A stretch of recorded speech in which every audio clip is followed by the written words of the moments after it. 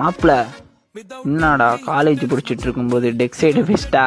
சும்மாடா மாப்பிள்ள, சும்மா தெரியாமல். என்ன காலேஜ் படிச்சுட்டு இருக்கும்போது டெக் சைடு பெஸ்ட்டா இன்ஜின் சைடு பெஸ்ட்டான்னு பேசிகிட்டே இருப்பீங்கடா மாப்பிள்ள. நிறைய காலேஜில் இப்போ 120 பேர் படிக்கிறீங்கன்னா 100 பேர் இருந்துட்டு என்ன சொல்லுவாங்க, நான் டெக் சைடு தான் போவேன், டெக் சைடு தான் காற்று நல்லா சுகமாக வரும், இன்ஜின் சைட்லாம் போனால் ஓவர் சூடாக இருக்கும், சவுண்டு வேறு ஓவர், டெக் சைடுனா இயற்கையை பார்த்துட்டு அப்படியே ரசிச்சுக்கிட்டே வேலை பார்க்கலாம் அப்படிலாம் சொல்லுவாங்க.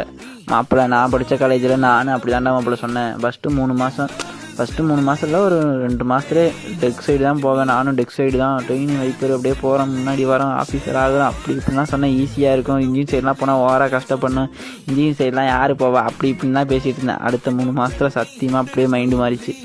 யோசித்தேன் கொஞ்சம், இன்ஜின் சைடு போயிடலாம் அப்படின்னு சொல்லிட்டு இன்ஜின் சைடு ஃபிக்ஸ் ஆகிட்டேன். இன்ஜின் ட்ரெயினிங் வைப்பராக போயிடலாம். கம்பெனி செலக்ட் ஆன பிறகு ட்ரெயினிங் வைப்பர் தான் கொடுத்தேன். ஆனால் வேகன்சியில் ட்ரெயினிங் வைஸாக கூப்பிட்டாங்க. இப்போ அதில் தான் இருக்கேன், அதை மாற போகிறது இல்லை.